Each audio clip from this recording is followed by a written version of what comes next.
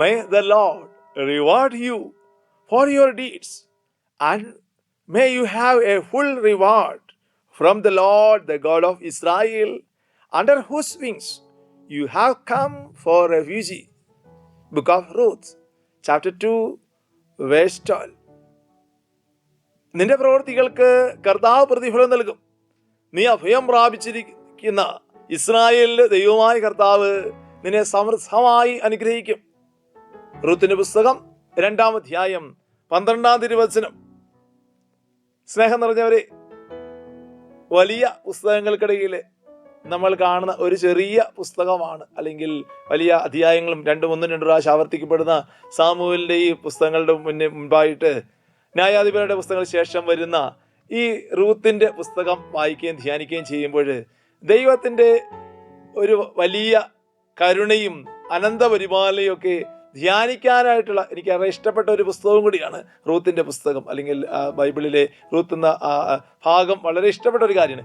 വിജാതിയായ ഒരു സ്ത്രീയെ എങ്ങനെ ഇസ്രായേൽ മക്കള് ഇത്രമാത്രം പരിഗണിച്ചു, അല്ലെങ്കിൽ സ്നേഹിച്ചു, അല്ലെങ്കിൽ അവരുടെ ചരിത്രത്തോട് ചേർത്ത് പിടിച്ചു എന്ന് നമ്മൾ തിരിച്ചറിയുമ്പോൾ നമുക്കും ധ്യാന വിഷയമാക്കേണ്ട ഒരു കാര്യമാണ്. ദൈവത്തിന് മുഖനോട്ടമില്ലെന്നേ. ദൈവത്തിന് ഒരു മുഖനോട്ടമില്ലാതെ അവൻ മക്കളെ സ്നേഹിക്കാനായിട്ട് ആഗ്രഹിക്കുന്നു. ഒരു നന്മയായിട്ട് ചെയ്യുമ്പോൾ അവിടെ ദൈവം അവിടെ അവതരിക്കുകയാണ് എന്ന് മനസ്സിലാക്കാനായിട്ട് നമുക്ക് സാധിക്കട്ടെ.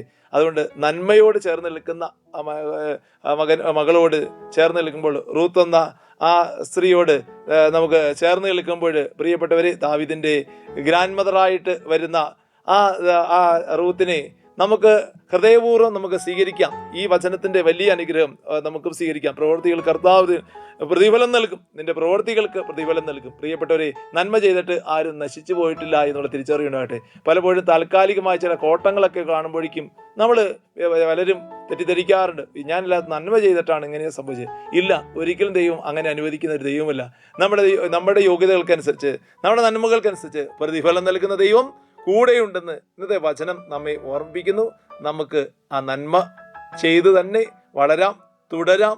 ദൈവം അനുഗ്രഹിക്കട്ടെ. ആമേൻ.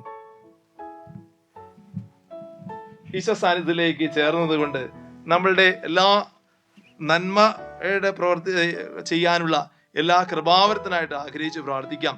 പ്രിയപ്പെട്ടവരെ, നമുക്ക് മധ്യസ്ഥം വഹിക്കാനുള്ള സമയം കൂടിയാണ്. നമ്മുടെ ചുറ്റുപാടുള്ള ആളുകൾക്ക് വേണ്ടി ഒരു നിമിഷം ഒന്ന് പ്രാർത്ഥിച്ചേ. പ്രത്യേകിച്ച് വേദന അനുഭവിക്കുന്ന, വിഷമം അനുഭവിക്കുന്ന, പ്രതിസന്ധിയിലായിരിക്കുന്ന മക്കളെ ദൈവസന്നിധിയിലേക്ക് ഒന്ന് ഉയർത്തി നിർത്താനായിട്ട് നമുക്ക് സമർപ്പിച്ച് പ്രാർത്ഥിക്കാം. കർത്താവ് ആ മക്കളുടെ മേലൊക്കെ ഒരു ആശീർവാദം ചൊരിയുവാനായിട്ട് നമുക്ക് കിട്ടിയ അനുഗ്രഹങ്ങൾക്ക് നന്ദി പറഞ്ഞുകൊണ്ട് ഈ ആശീർവാദം ഒന്ന് സ്വീകരിക്കാം.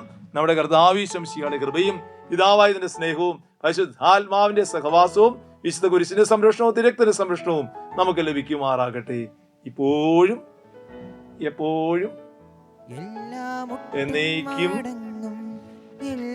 ആമേൻ. യേശു മാത്രം കർത്താവിന്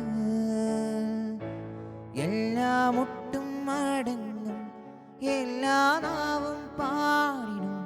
യേശു മാത്രം